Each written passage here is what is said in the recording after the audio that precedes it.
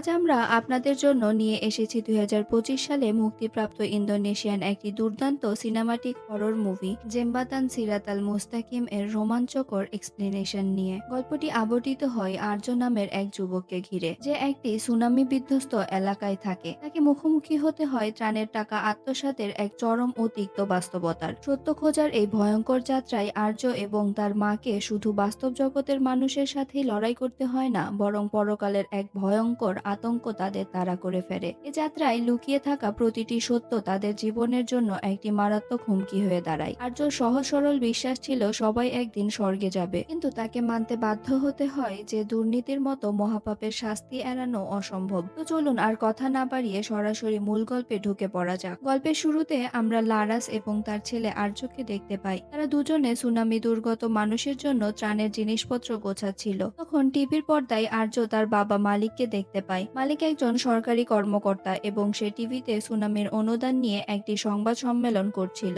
নিজের বাবার এমন জনদরদির রূপ দেখে আর্য খুব গর্ববোধ করে। জিনিস গোছানোর ফাঁকে আর্য হঠাৎ ছোটবেলায় তার আঁকা কিছু ছবি খুঁজে পায়। সে ভেবেছিল তার মা হয়তো এগুলো ফেলে দিয়েছে, কিন্তু লারাস জানায় এই ছবিগুলো ফেলা তার পক্ষে সম্ভব নয়, কারণ ছোটবেলায় এই ছবিগুলো আঁকার পর আর্য স্কুল থেকে কাঁদতে কাঁদতে ফিরেছিল। সেদিন ক্লাসে ধর্মের শিক্ষক বলেছিল, আমরা কেউই জানি না আমাদের কোন পাপের কারণে আমরা সিরাতের সেতু পার হতে ব্যর্থ হব এবং সোজা জাহান্নামে গিয়ে পড়ব। কিছুক্ষণ পর মালিক তার ব্যক্তিগত দেহরক্ষী শামসুলকে নিয়ে বাড়ি ফেরে। আর্য উৎসাহ নিয়ে জিজ্ঞেস করে কাল বাবা তার সাথে ত্রাণ কেন্দ্র পরিদর্শনে যাবে কিনা, কিন্তু মালিক কোনো পরিষ্কার উত্তর দেয় না। তাকে দেখে মনে হচ্ছিল সে কোনো গভীর চিন্তায় মগ্ন। নিজের অফিসে ঢুকে মালিক ল্যাপটপ থেকে আশা নামের এক সুনামি দুর্গত গ্রামের ভিডিও দেখতে থাকে। ভিডিওতে দেখা যায় সাহায্য না পাওয়ার কারণে এক লোক চরম কষ্ট পাচ্ছে, এমনকি চিকিৎসার অভাবে তার সন্তানও মারা গেছে। মালিক দ্রুত ভিডিওটি একটি ফ্ল্যাশ ড্রাইভে কপি করে। হঠাৎ করে ঘরে কেউ ঢুকতেই সে তড়িঘড়ি করে ফ্ল্যাশ ড্রাইভটি লুকিয়ে ফেলে। আর্য এসে বাবাকে তার ছোটবেলার আঁকা সেই ছবিগুলো দেখায়, বিশেষ করে সিরাত আল মুস্তাকিমের উপর তাদের তিনজনের হেঁটে যাওয়ার ছবিটি। কিন্তু মালিক কোনো আগ্রহ না দেখিয়ে উল্টো বলে বসে যে সে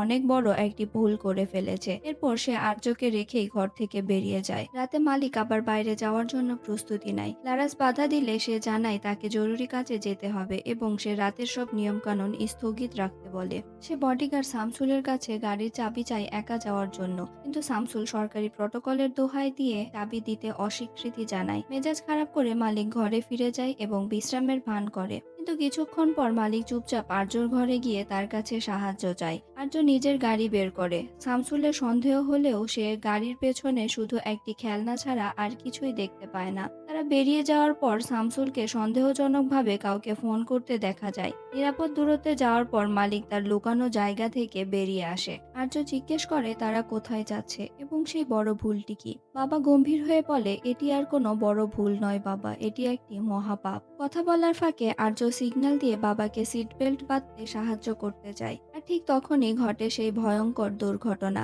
একটি ট্রাক সজোরে তাদের ধাক্কা মারে। মালিক গাড়ি থেকে ছিটকে পড়ে প্রচন্ড মাথায় আঘাত পায়, আর আর্য গাড়ি সমেত গিয়ে পড়ে গভীর নদীতে। এদিকে বাড়িতে লারাসের হাত থেকে হঠাৎ কাচের গ্লাস পড়ে ভেঙে যায়। তার মনে এক অজানা ভয় কাজ করতে থাকে। নদীতে তলিয়ে যাওয়া আর্য আপ্রাণ চেষ্টা করে পারে উঠে আসে। জ্ঞান ফেরার পর সে দেখতে পায় চারপাশ আগুনের লাল আলোয় আলোকিত। পেছন ফিরতেই দেখতে পায় তার চোখের সামনে ভেসে ওঠে সেই ভয়ঙ্কর সিরাত আল মুস্তাকিমের সেই দৃশ্য। আর এখান থেকেই মূলত সিনেমার আসল গল্প শুরু হয়। হাসপাতালের বিছানায় জ্ঞান ফিরে আর্যর। সে অধৈর্য হয়ে বাবার খোঁজ নিলে মা লারাস কাঁদতে কাঁদতে জানায় গতকাল তার বাবাকে কবর দেওয়া হয়েছে। আর্য কিছুতেই এটি মানতে পারে না এবং নিজেকে দোষারোপ করতে থাকে, কিন্তু তার মা তাকে সান্ত্বনা দিয়ে বলে যে এটি নিয়তি ছিল। কিছুক্ষণ পর মালিকের বস বড় কর্মকর্তা আলিম সেখানে আসে। সে জানায় ট্রাক ড্রাইভার আত্মসমর্পণ করেছে এবং সে ঘুমে আচ্ছন্ন ছিল বলে স্বীকার করেছে। আলিম আরো জানায় যে সরকার মালিকের সব সুযোগ সুবিধা কেড়ে নিচ্ছে। লারাস বিনয়ের সাথে সব ছেড়ে দিতে রাজি হয়। আলিম আক্ষেপ করে বলে সে রাতে মালিক যদি প্রোটোকল ভাঙার জেদ না করত তবে আজ এমনটি হতো না। আলিম চলে যাওয়ার পর লারাসের বন্ধু পাঞ্জি আসে। পাঞ্জি উদ্ধারকারী দলের সদস্য। সে লারাসকে একটি নেকলেস উপহার দিতে চাইলে দেখে যে লারাস লারাস আগে থেকেই মালিকের দেওয়া একটি নেকলেস পরে আছে, যা ছিল মালিকের শেষ উপহার। পাঞ্জি কথা ঘুরিয়ে লারাসকে আবার ফিল্ডে মেডিকেল ভলেন্টিয়ার হিসেবে কাজ করার প্রস্তাব দেয়, যাতে তার মন ভালো থাকে। লারাস কেঁদে ফেলে, কারণ ঠিক এরকম একটি কাজের সময়ে মালিকের সাথে তার প্রথম দেখা হয়েছিল। রাতে বাথরুমে লারাস মালিকের পুরনো ভিডিও দেখে কাঁদছিল। এদিকে আর্যর ঘুম ভেঙে যায় বাবার ডাক শুনে। সে দেখে পর্দার নিচ দিয়ে রক্ত গড়িয়ে পড়ছে। পর্দা সরাতেই ভয়ঙ্কর এক মূর্তি তাকে ভয় দেখায় এবং সে খাট থেকে পড়ে যায়। লারাস ছুটে এলে আর্য তাকে জানায় বাবা এসে তার কাছে সাহায্য চাইছিল। লারাস ভাবে এটি নিছকই হ্যালুসিনেশন। হাসপাতাল থেকে ফিরে তারা বাবার কবর জিয়ারত করে। আর্য বাবার কাছে ক্ষমা চায় তার না বলা কথাগুলোর জন্য। রাতে লারাস মালিকের অফিস গুছানোর সময় দেখতে পায় সেই লুকানো ফ্ল্যাশ ড্রাইভটি। অন্যদিকে আর্যর রুমে ঘটে অদ্ভুত ঘটনা। টেবিলের ছবি আপনা আপনি পড়ে যায়, দেওয়ালের সব ছবি খসে পড়ে, শুধু সিরাতের সেতুর ছবিটি ছাড়া। হঠাৎ মালিকের এক ভয়ঙ্কর আত্মা সেখানে এসে আর্যর কাছে আকুতি করতে থাকে। লারাস ছুটে এলে সব স্বাভাবিক হয়ে যায়। আর্য বুঝতে পারে বাবা তার পাপের প্রায়শ্চিত্ত করতে চেয়েছিল। সে মাকে নিয়ে তাদের পুরনো বাড়িতে যায়। সেখানে তালাবদ্ধ একটি আলমারি ভেঙে তারা যা পায় তা দেখে তাদের চোখ ছানা বড়া। ভেতরে ছিল বান্ডিল বান্ডিল টাকা, ওয়াদিমর লুঙ্গির বাক্স এবং দুর্যোগে ক্ষতিগ্রস্তদের নামের কিছু গুরুত্বপূর্ণ নথি। লারাস ফ্ল্যাশ ড্রাইভটি চালু করে। ফ্ল্যাশ ড্রাইভে থাকা রেকর্ডিংয়ে শোনা যায় আলিম এবং মালিকের কথোপকথন। শামসুল আলিমকে জানাচ্ছে যে আশা গ্রামের মানুষ চরম কষ্টে আছে। আলিম সেই ভিডিও ইন্টারনেট থেকে মুছে ফেলার নির্দেশ দেয়। আলিম জানায় সে আশা গ্রামের জন্য আগে থেকে আর্থিক প্রতিবেদন তৈরি করে ফেলেছে, যাতে সবাই ভাবে গ্রামে টাকা পৌঁছে গিয়েছে। এরপর জানা যায় আসল সত্য। আলিম 100 বিলিয়ন টাকার অর্ধেক আত্মসাৎ করার পরিকল্পনা করেছিল। মালিক প্রথমে রাজি হয়নি। সে বলেছিল এটি প্রাকৃতিক দুর্যোগ এবং তারা সরকারি কর্মকর্তা। কিন্তু শয়তান আলিম তাকে মগজ ধোলাই করে বোঝায় যে আমরা চুরি করছি না, রাষ্ট্র আমাদের যে প্রাপ্য দিচ্ছে না, আমরা শুধু সেটিই নিচ্ছি। শেষমেশ বাধ্য হয়ে মালিক সেই ভুয়া ডকুমেন্টে সই করে। লারাস বুঝতে পারে প্রথম ধাপের টাকাগুলো এই বাড়িতেই রাখা আছে। আর্য তবু বিশ্বাস করতে চায় না যে তার বাবা এমন কাজ করতে পারে। সে ভাবে এসব আলিমের ষড়যন্ত্র। রাতে লারাস আয়নার সামনে দাঁড়িয়ে নিজের নেকলেস দেখার সময় হঠাৎ মালিকের ভয়ঙ্কর চেহারা দেখতে পায়। পর মুহূর্তেই সে নিজেকে এক গুদামে আবিষ্কার করে, যেখানে আশা গ্রামের অসংখ্য মানুষের লাশ পড়ে আছে। এদিকে ফিল্ডে থাকা পাঞ্জি দেখতে পায় এক বৃদ্ধ লোক ঠেলা গাড়িতে করে তার মৃত স্ত্রীকে নিয়ে যাচ্ছে। বৃদ্ধ জানায় সে আশা গ্রাম থেকে এসেছে এবং সেখানে কোনো সাহায্য পৌঁছায়নি। পাঞ্জি তদন্ত করে দেখে আশা গ্রামে যে উদ্ধারকারী দলের ডিউটির করার কথা সেই লিস্টের নামগুলো সম্পূর্ণ ভুয়া। পরদিন আর্য সরাসরি মালিকের কাছে গিয়ে সেই ভুয়া ডকুমেন্ট ও রেকর্ডিং দেখিয়ে জবাব চায়। আলিম একদম স্বাভাবিকভাবে হেসে জানায়, আর্য তুমি এখনো সংসার করনি, তাই বুঝবে না। পরিবারের সুখের জন্য একজন বাবার যে কোনো কিছু করার মধ্যে কোনো ভুল নেই। আলিম আরও জানায় আর্যর দামি গাড়ি সহ তাদের বিলাসবহুল জীবন এই আশা গ্রামের দানের টাকাতেই কেনা। এই নিদারুণ সত্যে আর্য ভেঙে পড়ে। সে রাগে কষ্টে তার সব ছবি ছিঁড়ে ফেলে। গাড়ি নিয়ে রাস্তায় বের হলে গাড়িটি নষ্ট হয়ে যায়। পাশের সিটে সে বাবার আত্মাকে দেখতে পায়। এরপর সে ভয়াবহ স্বপ্ন দেখে সে সিরাত আল মুস্তাকিম সেতু পার হওয়ার চেষ্টা করছে, কিন্তু তার বাবা তাকে পা ধরে নিচে জাহান্নামের দিকে টেনে নিয়ে যাচ্ছে। লারাস ইন্টারনেটে এক হুজুরের বয়ান শুনছিল, যেখানে বলা হয় মৃত ব্যক্তিরা তাদের অসম্পূর্ণ কাজের জন্য জীবিতদের স্বপ্নে এসে সাহায্য চায়। লারাস বুঝতে পারে মালিক তার পাপের ক্ষমা চাইছে। লারাসের বিশ্বাস সৃষ্টিকর্তা পরম ক্ষমাশীল। মালিকের পাপ মোচনের জন্য তারা সব বিক্রি করে দেয়, নেকলেস, দামি গাড়ি, এমনকি আত্মসাৎ করা টাকার সম্পত্তিও। সেই টাকা দিয়ে তারা ট্রাক ভর্তি খাবার ও ওষুধ নিয়ে আশা গ্রামের দিকে রওনা হয় এবং পাঞ্জিকে লোকেশন পাঠায়। ঠিক এই সময় তাদের বাড়িতে এক ডেলিভারি বয় আসে। আর্যর মনে হয় লোকটিকে সে আগে দেখেছে।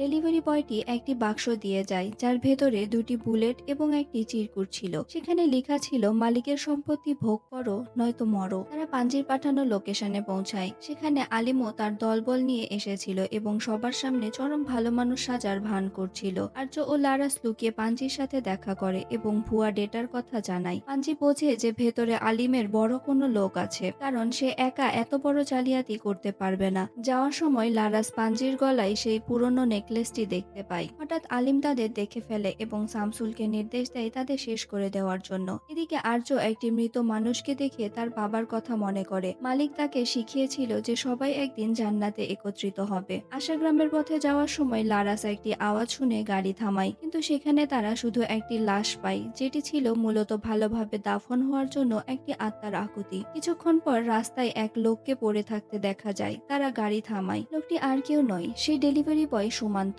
সে হঠাৎ পাঞ্জিকে গুলি করে বসে। আর্যর মনে পড়ে যায় এই সুমান্তই সেদিন তাদের ট্রাকে ধাক্কা মেরেছিল। আর্য দ্রুত ট্রাক চালিয়ে সুমান্তকে ধাক্কা মারে এবং তারা এগিয়ে যায়। রাস্তায় গাছ পড়ে থাকায় তারা পায়ে হেঁটে আশা গ্রামে পৌঁছায়। গ্রামে ঢুকে তারা দেখে লাশের পর লাশ। একটি মেয়েকে জীবিত ভেবে এগোলে আর্য দেখে সেটি তারই মৃতদেহ। তারা এক মাকে পায় যে তার সদ্যজাত সন্তানকে বাঁচাতে গিয়ে ধ্বংসস্তূপের নিচে চাপা পড়ে মারা গেছে। হঠাৎ সেখানে সুমান্ত ফিরে আসে তাদের মারার জন্য। পাঞ্জি এসে সুমান্তকে আটকায় এবং আর্য ও লারাসকে পালাতে বলে, কিন্তু সুমান্ত পাঞ্জিকে পরপর কয়েকটি গুলি করে। এরপর সে লারাস ও আর্যর উপর আক্রমণ করে। সুমান্ত অনেক শক্তিশালী ছিল, কিন্তু ঠিক তখনই একটি আফটারশক বা ভূমিকম্প হয় এবং লারাসের ধাক্কায় সুমান্ত ধ্বংসস্তূপের নিচে পড়ে মারা যায়। আর্য তার মাকে নিয়ে আপ্রাণ চেষ্টা করে গ্রামের বাইরে এসে সাহায্যের জন্য মাটিতে লুটিয়ে পড়ে। শেষমেশ কিছু লোক তাদের সাহায্যে এগিয়ে আসে, যাদের মধ্যে একজন ছিল সেই ভাইরাল ভিডিওর লোকটি। পুরো ঘটনা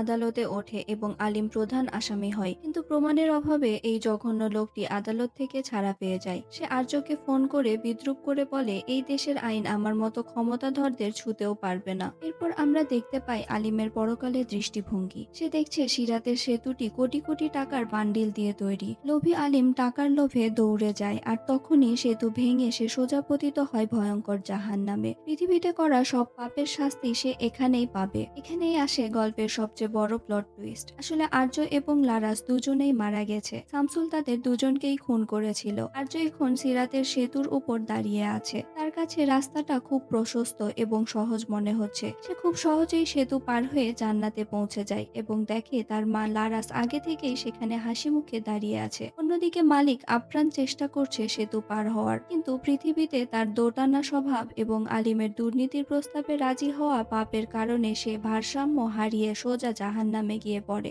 আর এভাবেই শেষ হয় এই দুর্দান্ত সিনেমাটির। তো বন্ধুরা, এই ছিল জেমবাতান সিরাতুল মুস্তাকিম এর সম্পূর্ণ গল্প। মুভিটির প্লট টুইস্ট এবং মেসেজ আপনাদের কেমন লাগলো তা অবশ্যই কমেন্ট করে জানাবেন। ভিডিওটি ভালো লাগলে লাইক ও সাবস্ক্রাইব করতে ভুলবেন না। পরবর্তী কোন মুভির এক্সপ্লেনেশন দেখতে চান তা কমেন্টে জানান। দেখা হবে পরের ভিডিওতে। ভালো থাকবেন।